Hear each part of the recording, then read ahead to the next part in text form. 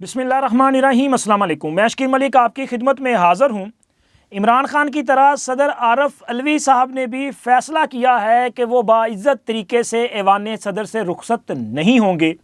इसीलिए तो उन्होंने अपने आखिरी अयाम में जो आखिरी आइनी ज़िम्मेदारी थी वो भी पूरी करने से इनकार किया है, यानी कि उन्होंने कौमी असम्बली का इजलास बुलाने से बाज़ाब्ता इनकार कर दिया और निगरान वज़ीर आज़म की तरफ से जो समरी भेजी गई थी उसको वापस भेज दिया है।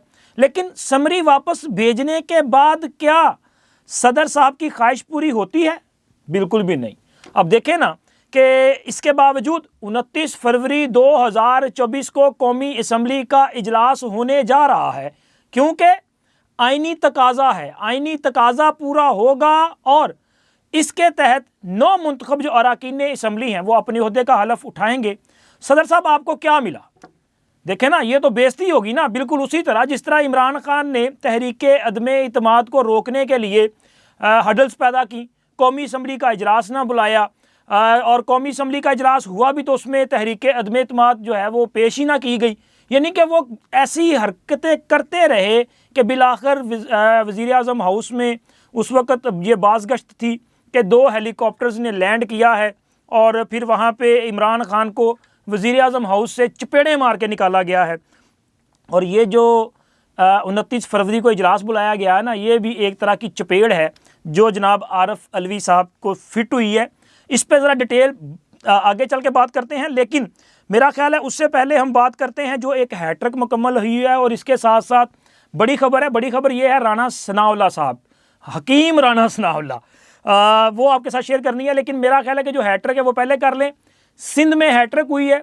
सैयद मुराद अली शाह मुसलसल तीसरी मरतबा वज़ीर आला सिंध मुंतखब हुए हैं। इससे पहले इस ओहदे पे उनके वालिद मोहतरम अब्दुल्ला शाह साहब जो हैं वो भी फाइज रह चुके हैं। लेकिन मुराद अली शाह साहब जो हैं वो 3 बार यानी कि मुसलसल तीसरी दफ़ा उनके पास ये ओहदा मिला है। ये बहुत बड़ी अचीवमेंट है और पीपल्स पार्टी ने सिंध में इस मरतबा जो मैंडेट हासिल किया है वो इससे पहले कभी उनको शायद नहीं मिला। बहुत ज़्यादा सीटें उन्होंने हासिल की हैं, उनके पास वहाँ पे जो है वो वाज़ेह अक्सरियत है। लेकिन उसमें बहुत ज़्यादा अमल दखल मुराद अली शाह साहब की वज़ारत आला का है। उन्होंने बतौर वज़ीर आला वो बड़े मुतहरिक हैं, बहुत अहम किरदार अदा करते हैं। लेकिन सिंध के शहरी इलाकों की बजाय जो दही इलाके हैं वहाँ पर उस किस्म की कार्रवाई, उस किस्म की तरक्याती स्कीमें हमें नज़र नहीं आती जो कि पंजाब में है। ये सच है। मेरा हो सकता है कि मेरे कुछ पीपल्स पार्टी के दोस्त जो हैं उनकी तबीयत पे ये नागवार गुजरे, लेकिन पीपल्स पार्टी पिछले देखें ना मुसलसल 15 साल से तो बरसरे इक़्तिदार है।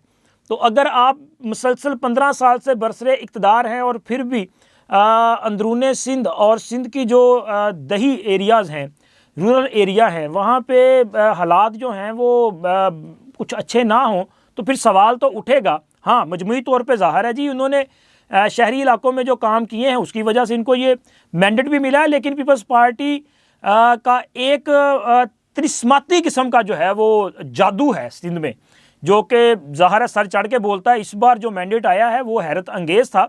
लेकिन जनाब वेल डन पीपल्स पार्टी, और उम्मीद की जा सकती है कि मुराद अली शाह साहब जो हैं वो पहले से ज़्यादा अच्छा परफॉर्म करेंगे और सिंध के जो अवाम हैं उनकी जो ज़िंदगियां हैं वो बेहतरी की तरफ गामज़न होंगी। और इसके साथ साथ पंजाब में मरियम नवाज़ की हुकूमत कायम हो चुकी है। लेकिन राना सनाउल्लाह साहब जो कि 8 फरवरी के इंतखाबात में कामयाब नहीं हो सके थे, लेकिन राना सनाउल्लाह साहब मुस्लिम लीग नून के इंतहाई अहम रहनुमा हैं और ये मुख्तलिफ जो ऑप्शंस हैं इन पर गौर किया जा रहा था कि राना सनाउल्लाह साहब को मरकज़ में जो है वो लेके जाना है या कि पंजाब में उनकी खिदमात हासिल करनी है। तो मेरे जो ज़राए हैं उन्होंने मुझे जो कन्फर्म किया उसके मुताबिक ये है कि जी राना सनाउल्लाह साहब एक अरसे के बाद पंजाब में जो है वो काफ़ी मुतहर्रिक दिखाई देंगे, यानी कि पंजाब में उनको अहम तरीन ओहदा दिया जाएगा। और वो अहम तरीन ओहदा क्या हो सकता है? मेरा ख़्याल है कि उनको पंजाब में वज़ारत कानून जो है ये तफवीज़ की जा सकती है और इसके साथ साथ हो सकता है वज़ारत दाखिला का चार्ज भी उनके पास हो, क्योंकि मलिक मोहम्मद अहमद ख़ान साहब जो कि स्पीकर पंजाब असम्बली मुंतखब हुए हैं, वो स्पीकर से पहले उनका नाम जो है वज़ीर कानून के लिए कंसीडर किया जा रहा था। लेकिन चूँकि फिर हालात चेंज हुए और उनको स्पीकर पंजाब असम्बली के ओहदे पे जो है वो ले जाना पड़ा। और अब पंजाब में ये जो बड़ी बुनियादी अहम ज़िम्मेदारी है वो राना सनाउल्लाह साहब के स्पुर्द जो है वो की जाएगी। अब राना सनाउल्लाह साहब वज़ीर कानून या वज़ीर दाखिला होंगे तो फिर इसका मतलब है कि ये जो तहरीक इंसाफ वाले हैं, ये जो इंतशारी हैं, इनका फिर इलाज तो एक बार फिर हकीम राना सनाउल्लाह के स्पुर्द हो जाएगा। वही हकीम राना सनाउल्लाह, याद है ना आपको 25 मई वाला, वो लाल है। तो राना सनाउल्लाह साहब अगर यहाँ होंगे तो फिर मेरा ख्याल है कि ये जो हमारे हैं ना यूथिये, इनको ज़रा सोच के अपनी साजिशें या अपनी जो इंतशारी किस्म की कार्रवाइयाँ हैं वो करनी चाहिए, क्योंकि फिर इनको स्पेयर नहीं किया जाएगा, इनके साथ किसी किस्म की रायत नहीं बरती जाएगी। हाँ, ये अलग बात है कि मरियम नवाज़ ने ये कहा कि हम किसी किस्म की सियासी इंतकामी कार्रवाई पे यकीन नहीं रखते और कोई भी इंतकाम नहीं लिया जाएगा। ठीक है, अच्छी बात है, लेकिन इसका मतलब ये नहीं है कि जनाब आप जो है वहाँ पे पंजाब में जो है वो एक बार फिर जान पैदा करने की कोशिश करें। बिल्कुल उसी तरह मरियम नवाज़ के इलेक्शन के मौका पर तहरीक इंसाफ जो है वो वापस अपनी औकात पे दिखाई दी। तहरीक इंसाफ की औकात यही है ना कि इन्होंने मुल्क में जो है अफरा तफरी पैदा करनी है। ये एहतजाज करते हैं, धरने देते हैं और लोगों को जो है वो हुकूमत के ख़िलाफ़ उकसाते हैं बस। तो हमने देखा कि एक तरफ वज़ीर आला का इलेक्शन हो रहा था, दूसरी तरफ ये जो अपना सुन्नी इत्तेहाद कौंसिल वाले हैं, सुन्नी इत्तेहाद कौंसिल ये पार्लिमान में पंजाब असम्बली में कायदे ऐवान के इलेक्शन में हिस्सा लेने की बजाय बाहर बैठ के धरना दे रहे थे। मतलब अपनी औकात पे आ गए, फिर वही धरने, फिर वही एहतजाज। चले जी, आप एहतजाज करके देख लें, क्योंकि अगर आपने यही पॉलिसी रखनी है तो फिर आपका इलाज जो है वो हकीम राना सनाउल्लाह करेंगे। तो लिहाजा मैं अपने यूथिये जो दोस्त हैं उनको ये मशवरा दे रहा हूँ अपना कबल अज़ वक्त कि भाई आप अपनी ये जो सोच है ना ज़रा इस पर नज़र षानी फरमा लें, यही आपके लिए बेहतर होगा। अगर आपने ऐसा ना किया तो फिर इलाज तो आपका वो कर देंगे। और सर अब बढ़ते हैं अपनी मेन स्टोरी की तरफ, वो मेन स्टोरी जो कि सदर आरफ अलवी साहब के मुतल्लिक है। चूँकि सदर आरफ अलवी साहब को निगरान हुकूमत की तरफ से एक समरी भेजी गई थी और इस समरी के मुताबिक उन्हें यह तजवीज़ किया गया था कि वो 26 फरवरी 2024 को नौमुंतखब कौमी असम्बली का इजलास तलब कर लें, ताकि जो अरकान असम्बली हैं वो अपने ओहदे का हलफ उठाएँ और मुल्क में जो आने वाली हुकूमत है जिसको मैंडेट मिला है उनको जो इंतकाल इक़्तिदार है ये प्रोसेस कंप्लीट किया जाए। क्योंकि पहले दिन असम्बली का इजलास होगा तो अरकान असम्बली हलफ उठाएंगे, फिर उसके बाद स्पीकर और डिप्टी स्पीकर का इलेक्शन होना है, फिर उसके बाद कायदे ऐवान का इलेक्शन होना है।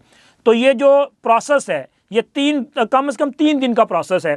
तो ये कंप्लीट होने के बाद जो है वो इंतकाल इक़्तिदार जो है वो मुकम्मल होगा। चूँकि वज़ीर आज़म के हलफ के साथ ही इंतकाल इक़्तिदार होता है, फिर उसके बाद काबीना आती है। तो लिहाजा ये उनको एडवाइस किया गया था कि आप 26 फरवरी को इजलास बुला लें। लेकिन सर सदर साहब ने हमेशा की तरह पहले तो उन्होंने वो समरी जो है वो अपना क्या कहते हैं सर्द खाने में पड़ी रही। सदर साहब जो हैं वो इंजॉय करते रहे, लाहौर में 2 दिन गुजार दिए, फिर उसके बाद इधर उधर घूमते रहे। बाद वो जब इस्लामाबाद वापस तशरीफ़ लेके गए, फिर उन्होंने अपनी लीगल टीम जो है उनसे मशावरत की। इस मशावरत के दौरान उन्हें जो ऑप्शंस बतलाए गए उसमें उनकी लीगल टीम ने यह कहा था कि जी एक तो ये है कि आप इस पर जो है इजलास तलब कर लें, दूसरा ये है कि आप इस पर तहरीरी एतराज़ के साथ जो है वो दरख्वास्त वापस कर दें, लेकिन आपको उसमें जवाज़ देना पड़ेगा, बताना पड़ेगा कि क्यों।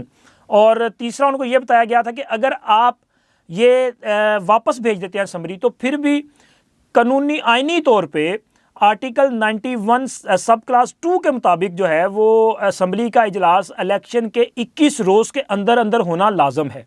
आप अगर समरी वापस भेजेंगे तो तब भी इजलास जो है वो बुलाया जा सकता है और फिर उसके बाद स्पीकर के पास इख्तियार होगा कि वो इजलास को कॉल कर लें। तो उनको ये उनकी जो लीगल टीम है उसने ये तीनों ऑप्शंस बता दिए थे। अब सीधी सी बात है, सदर साहब के पास बाइज़्ज़त रास्ता ये था, जब ये तीनों ऑप्शन का मतलब तो यही है ना कि जी अगर आपने मुस्तरद भी कर दी ये अपना एडवाइस तो तब भी इजलास हो जाना है। तो फिर बाइज़्ज़त तरीका ये था कि सदर साहब जो है वो अपना एहतजाजन ही उस पर जो है वो साइन करते और कहते जी आपने चूँकि ये अभी तक नहीं किया प्रोसेस तो इसके बावजूद हम ये इजलास में बुला रहा हूँ, इसलिए कि जमहूरी प्रोसेस जो है ये कंटिन्यू रहे। लेकिन सदर साहब ने ये नहीं किया। आरफ अलवी साहब ने क्या किया कि उन्होंने कहा कि जी इस वक्त मेरी राय के मुताबिक कौमी असम्बली जो है वो नामुकम्मल है। नामुकम्मल क्यों है? वो कहते हैं कि जी सुन्नी इत्तेहाद कौंसल वालों को अभी तक जो स्पेशल सीट्स हैं ख़वातीन और अक़लियत की, इनकी अलॉटमेंट नहीं की गई, तो लिहाजा पहले इनकी अलॉटमेंट करें ताकि तमाम सीट्स जो है वो कंप्लीट हों, फिर उसके बाद जो है वो इजलास बुलाया जाए। अब मसला यहाँ पे ये है कि सुन्नी इत्तेहाद कौंसल वालों को किस कानून के तहत जो है वो सीट अलॉट्स करनी है। ये सदर साहब या तो फिर बता दें इलेक्शन कमीशन को कि जी आइन के मुताबिक ये आर्टिकल है, ये सब क्लास है, लिहाजा इसके मुताबिक आप कर दें। उनके पास लीगल टीम है ना, कोई जवाब तो होना चाहिए, बताएं तो सही। लेकिन सदर साहब चूँकि सदर मुमलिकत कम और एक जो अपना टाइगर है या यूथिया है वो ज़्यादा उनके अंदर उछलता है, तो वो एक यूथिया की तरह जो है बगैर सोचे समझे बस ज़िद कर दी, नहीं जी चूँकि मैं सदर हूँ तो मैं तो साइन नहीं करूँगा जब तक आप मेरी ये ख्वाहिश पूरी नहीं करेंगे। उन्होंने जनाब ये कह के वापस भेज दिया। लेकिन इलेक्शन कमीशन ने फैसला तो करना है किसी ना किसी कानूनी नुक्ते की बुनियाद पे। अब पाकिस्तान में ये अपनी नौइयत का मुनफरिद वाक़या पहली मरतबा रूनुमा हुआ है कि इतनी ज़्यादा तादाद में आज़ाद आ गए, और आज़ाद जो है वो ऐसी जमात में शामिल हुए हैं कि जो जमात पार्लिमान में अपना वजूद नहीं रखती, यानी कि उनके पास कोई सीट्स नहीं थी। अब और ना ही उस जमात ने कोई पहले से लिस्ट प्रोवाइड की थी। अब अगर आपने पहले लिस्ट जमा करवाई हो तो फिर तो मसला ही कोई नहीं ना। पीपल्स पार्टी, मुस्लिम लीग नून, JUI, बाकी तमाम जो पॉलिटिकल पार्टीज़ हैं, MQM, सब ने अपनी अपनी लिस्ट जमा करवाई। उन लिस्टों में जिन जिन के प्रायोरिटी पे नाम थे उन सब ने अपने नॉमिनेशन पेपर फाइल किए, उनकी स्क्रूटनी हुई, उन्होंने अपने गोशवारे जमा करवाए। बाकायदा एक शेड्यूल था जो कि आई थिंक मैं गलत अगर ना हुआ तो 13 से 17 जनवरी तक ये होना था। ये सारा प्रोसेस कंप्लीट हो चुका। अब ख्वाहिश ये है कि नहीं जी हमने लिस्टें तो नहीं जमा करवाई, लेकिन अब हमें लिस्टें जमा करवाने की इजाज़त दे दी जाए। और यार कैसे दे दें? कोई ना कोई कानूनी रास्ता तो निकालना पड़ेगा ना, तभी होगा। तो सदर साहब कहते हैं जब तक ये नहीं होगा तब तक कौमी असम्बली का इजलास नहीं होगा, यानी कि फिर वो जो 21 दिन वाला मामला है वो किधर जाएगा। तो सदर साहब ने इज्जत के साथ नहीं फैसला किया सर। हुआ ये है कि स्पीकर साहब ने आर्टिकल 91 सब क्लास 2 के तहत कौमी असम्बली का इजलास जो है वो 29 फरवरी सुबह 10 बजे तलब कर लिया है। अब सदर साहब रोक लें इस इजलास को। अगर आप रोक सकते हैं तो अब आप रोक लेना। आप सदर मुमलिकत हैं, आपको चाहिए था कि आप जो है इस ओहदे के वकार का ख्याल रखते, लेकिन अफसोस के आपने ख्याल नहीं रखा। बिल्कुल उसी तरह का आपने वो कंडक्ट आपका था जिस तरह का इमरान खान साहब का था। इमरान खान जब वज़ीर आज़म थे तो उनके ख़िलाफ़ तहरीक अदम इत्माद आई। होना तो ये चाहिए था कि वो तहरीक अदम इत्माद जो है वो ऐवान में पेश कर दी जाती, उस पर वोटिंग करवा ली जाती, और अगर इमरान खान तहरीक अदम इत्माद जो है वो कामयाब हो जाती तो बड़े वकार के साथ वहाँ पे वो कहते कि ठीक है जी मुझ पर इस हाउस ने अदम इत्माद कर दिया है, आएँ आप हुकूमत बनाएं, हम अपोजिशन में बैठ जाएंगे। लेकिन नहीं, इमरान खान ने तहरीक अदम इत्माद को रुकवाने के लिए पूरा जोर लगाया, और जब नाकाम रहे तो फिर उसके बाद उन्होंने स्पीकर और डिप्टी स्पीकर के ज़रिए कौमी असम्बली के इजलास को जो है वो तवालत दी। इजलास बुलाया, एजेंडे में शामिल ही नहीं किया अदम इत्माद की तहरीक को। इवन के सुप्रीम कोर्ट की तरफ से एक हुक्म आ गया, फिर भी मामले को डिले किया जाता रहा।